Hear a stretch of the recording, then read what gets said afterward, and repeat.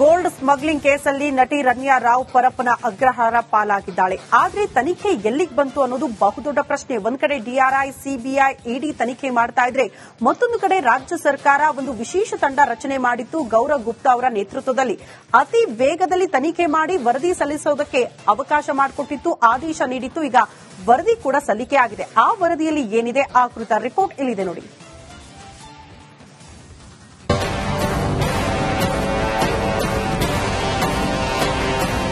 ನಟಿ Ramya Rao gold smuggling ಪ್ರಕರಣದಲ್ಲಿ ಬಗದಷ್ಟು ಸ್ಫೋಟಕ ಮಾಹಿತಿ ಹೊರಬೀಳುತ್ತಾನೆ ಇವೆ. ಡಿಆರ್ಐ ಅಧಿಕಾರಿಗಳು ತನಿಖೆ ಚುರುಕುಗೊಳಿಸಿ ಸಾಕಷ್ಟು ಮಾಹಿತಿಗಳನ್ನ ಕಲೆ ಹಾಕಿದ್ದಾರೆ.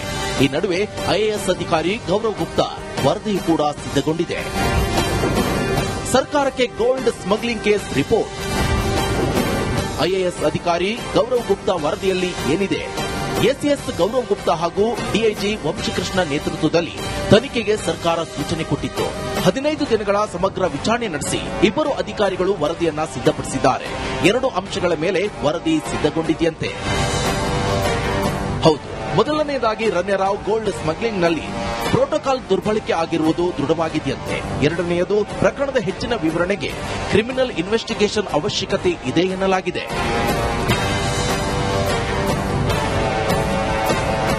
ಸದ್ಯ ಇಬ್ಬರು ಅಧಿಕಾರಿಗಳ ವರದಿಯಲ್ಲಿ ಕ್ರಿಮಿನಲ್ ಇನ್ವೆಸ್ಟಿಗೇಷನ್ ಅವಶ್ಯಕತೆ ಇದೆ ಎನ್ನಲಾಗುತ್ತಿದೆ.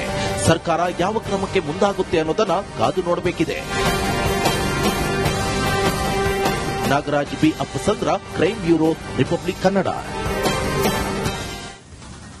ಗೋಲ್ಡ್ ಸ್ಮಗ್ಲಿಂಗ್ ಕೇಸಲ್ಲಿ ನಟಿ ರಮ್ಯಾ ರಾವ್ ಪರಪ್ಪನ ಅಗ್ರಹಾರ ಪಾಲಾಗಿದ್ದಾಳೆ. ಆದ್ರೆ ತನಿಖೆ ಎಲ್ಲಿಗೆ ಬಂತು ಅನ್ನೋದು ಬಹುದೊಡ್ಡ ಪ್ರಶ್ನೆ. ಒಂದ್ ಕಡೆ ಡಿಆರ್ಐ, ಸಿಬಿಐ, ಇಡಿ ತನಿಖೆ ಮಾಡ್ತಾ ಇದ್ರೆ, ಮತ್ತೊಂದು ಕಡೆ ರಾಜ್ಯ ಸರ್ಕಾರ ಒಂದು ವಿಶೇಷ ತಂಡ ರಚನೆ ಮಾಡಿತ್ತು. ಗೌರವ್ ಗುಪ್ತಾ ಅವರ ನೇತೃತ್ವದಲ್ಲಿ ಅತಿ ವೇಗದಲ್ಲಿ ತನಿಖೆ ಮಾಡಿ ವರದಿ ಸಲ್ಲಿಸೋದಕ್ಕೆ ಅವಕಾಶ ಮಾಡಿಕೊಟ್ಟಿತ್ತು, ಆದೇಶ ನೀಡಿತ್ತು. ಈಗ ವರದಿ ಕೂಡ ಸಲ್ಲಿಕೆ ಆಗಿದೆ. ಆ ವರದಿಯಲ್ಲಿ ಏನಿದೆ ಆ ಕುರಿತ ರಿಪೋರ್ಟ್ ಇಲ್ಲಿದೆ ನೋಡಿ.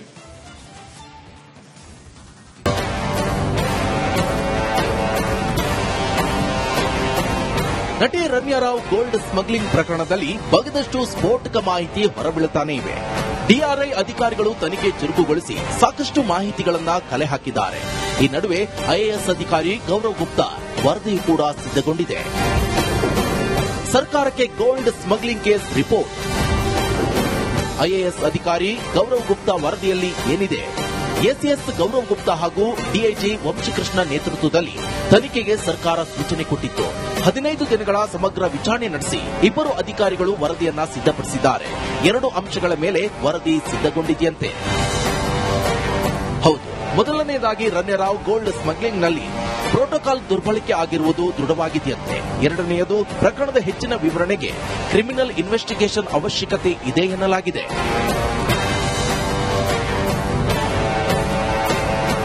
ಸದ್ಯ ಇಬ್ಬರು ಅಧಿಕಾರಿಗಳ ವರದಿಯಲ್ಲಿ ಕ್ರಿಮಿನಲ್ ಇನ್ವೆಸ್ಟಿಗೇಷನ್ ಅವಶ್ಯಕತೆ ಇದೆ ಎನ್ನಲಾಗುತ್ತಿದೆ. ಸರ್ಕಾರ ಯಾವ ಕ್ರಮಕ್ಕೆ ಮುಂದಾಗುತ್ತೆ ಅನ್ನೋದನ್ನ ಕಾದು ನೋಡಬೇಕಿದೆ. Nagaraj B Appasandra, crime bureau, republic Kannada. Gold smuggling ಕೇಸಲ್ಲಿ ನಟಿ ರಮ್ಯಾ ರಾವ್ ಪರಪ್ಪನ ಅಗ್ರಹಾರ ಪಾಲಾಗಿದ್ದಾಳೆ. ಆದ್ರೆ ತನಿಖೆ ಎಲ್ಲಿಗೆ ಬಂತು ಅನ್ನೋದು ಬಹುದೊಡ್ಡ ಪ್ರಶ್ನೆ. ಒಂದ್ ಕಡೆ ಡಿಆರ್ಐ, ಸಿಬಿಐ, ಇಡಿ ತನಿಖೆ ಮಾಡ್ತಾ ಇದ್ರೆ, ಮತ್ತೊಂದು ಕಡೆ ರಾಜ್ಯ ಸರ್ಕಾರ ಒಂದು ವಿಶೇಷ ತಂಡ ರಚನೆ ಮಾಡಿತ್ತು. ಗೌರವ್ ಗುಪ್ತಾ ಅವರ ನೇತೃತ್ವದಲ್ಲಿ ಅತಿ ವೇಗದಲ್ಲಿ ತನಿಖೆ ಮಾಡಿ ವರದಿ ಸಲ್ಲಿಸೋದಕ್ಕೆ ಅವಕಾಶ ಮಾಡಿಕೊಟ್ಟಿತ್ತು, ಆದೇಶ ನೀಡಿತ್ತು. ಈಗ ವರದಿ ಕೂಡ ಸಲ್ಲಿಕೆ ಆಗಿದೆ. ಆ ವರದಿಯಲ್ಲಿ ಏನಿದೆ ಆ ಕುರಿತ ರಿಪೋರ್ಟ್ ಇಲ್ಲಿದೆ ನೋಡಿ.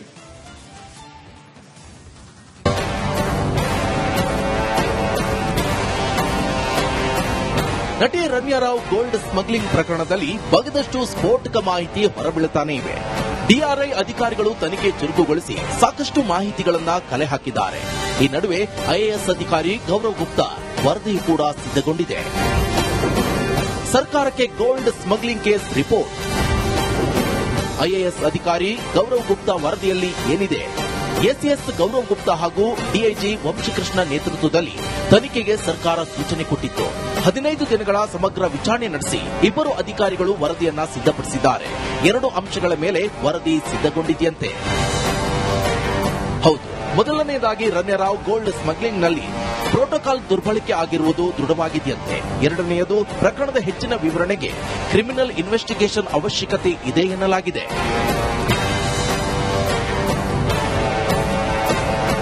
ಸದ್ಯ ಇಬ್ಬರು ಅಧಿಕಾರಿಗಳ ವರದಿಯಲ್ಲಿ ಕ್ರಿಮಿನಲ್ ಇನ್ವೆಸ್ಟಿಗೇಷನ್ ಅವಶ್ಯಕತೆ ಇದೆ ಎನ್ನಲಾಗುತ್ತಿದೆ. ಸರ್ಕಾರ ಯಾವ ಕ್ರಮಕ್ಕೆ ಮುಂದಾಗುತ್ತೆ ಅನ್ನೋದನ್ನ ಕಾದು ನೋಡಬೇಕಿದೆ. Nagaraj B Appasandra, crime bureau, republic Kannada.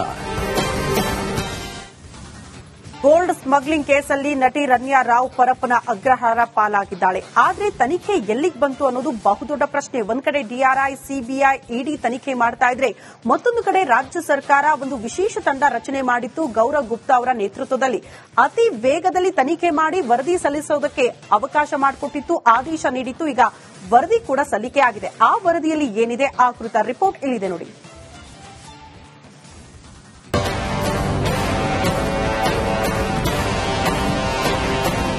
ನಟಿ ರನ್ಯಾ ರಾವ್ ಗೋಲ್ಡ್ ಸ್ಮಗ್ಲಿಂಗ್ ಪ್ರಕರಣದಲ್ಲಿ ಬಗದಷ್ಟು ಸ್ಫೋಟಕ ಮಾಹಿತಿ ಹೊರಬೀಳುತ್ತಾನೆ ಇವೆ. ಡಿಆರ್ಐ ಅಧಿಕಾರಿಗಳು ತನಿಖೆ ಚುರುಕುಗೊಳಿಸಿ ಸಾಕಷ್ಟು ಮಾಹಿತಿಗಳನ್ನ ಕಲೆ ಹಾಕಿದ್ದಾರೆ. ಈ ನಡುವೆ ಐಎಎಸ್ ಅಧಿಕಾರಿ ಗೌರವ್ ಗುಪ್ತಾ ವರದಿ ಕೂಡ ಸಿದ್ಧಗೊಂಡಿದೆ. ಸರ್ಕಾರಕ್ಕೆ gold smuggling case report. IAS ಅಧಿಕಾರಿ ಗೌರವ್ ಗುಪ್ತಾ ವರದಿಯಲ್ಲಿ ಏನಿದೆ? ಎಸಿಎಸ್ ಗೌರವ್ ಗುಪ್ತಾ ಹಾಗೂ ಡಿಐಜಿ ವಂಶಕೃಷ್ಣ ನೇತೃತ್ವದಲ್ಲಿ ತನಿಖೆಗೆ ಸರ್ಕಾರ ಸೂಚನೆ ಕೊಟ್ಟಿತ್ತು. 15 ದಿನಗಳ ಸಮಗ್ರ ವಿಚಾರಣೆ ನಡೆಸಿ ಇಬ್ಬರು ಅಧಿಕಾರಿಗಳು ವರದಿಯನ್ನ ಸಿದ್ಧಪಡಿಸಿದ್ದಾರೆ. 2 ಅಂಶಗಳ ಮೇಲೆ ವರದಿ ಸಿದ್ಧಗೊಂಡಿದೆಯಂತೆ. ಹೌದು, ಮೊದಲನೆಯದಾಗಿ ರನ್ಯಾ ರಾವ್ ಗೋಲ್ಡ್ ಸ್ಮಗ್ಲಿಂಗ್ನಲ್ಲಿ ಪ್ರೋಟೋಕಾಲ್ ದುರ್ಬಳಕೆ ಆಗಿರುವುದು ದೃಢವಾಗಿದೆಯಂತೆ. ಎರಡನೆಯದು, ಪ್ರಕರಣದ ಹೆಚ್ಚಿನ ವಿವರಣೆಗೆ ಕ್ರಿಮಿನಲ್ ಇನ್ವೆಸ್ಟಿಗೇಷನ್ ಅವಶ್ಯಕತೆ ಇದೆ ಎನ್ನಲಾಗಿದೆ.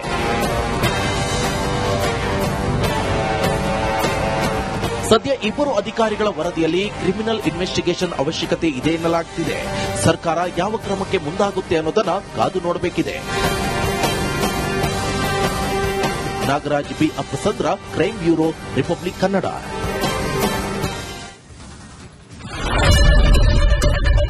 ಏನ್ ಪ್ರಾಬ್ಲಮ್ ಇಲ್ಲ? ಏರಿಯಾದಲ್ಲಿ ಏನ್ ಪ್ರಾಬ್ಲಮ್? ಏನ್ ನಿಮ್ ಪ್ರಾಬ್ಲಮ್? ಇದೆಲ್ಲ ಪ್ರಾಬ್ಲಮ್ ಆಯ್ತಿಲ್ಲ ಹೇಳಿ.